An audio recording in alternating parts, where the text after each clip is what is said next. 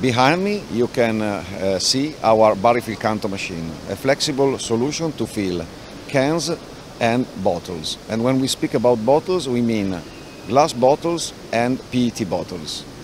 We are in a period of great uncertainty of the market, and we believe that this can be a solution in order to fight with this uncertainty, giving the opportunity to the low-medium speed range customers to have a flexibility in their product, to present many references to the supermarkets, and so to have much appeal in their sales. This machine is quite successful. We developed it starting in spring 2020, and now we have 12 machines sold, and 5 of them are already commissioned.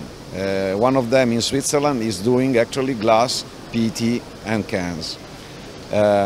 This machine is very innovative because for the first time on the beverage market we feature one filling valve which is measuring the amount of product in 2 different methods: level filling for the glass bottles and volumetric filling for cans and PET bottles.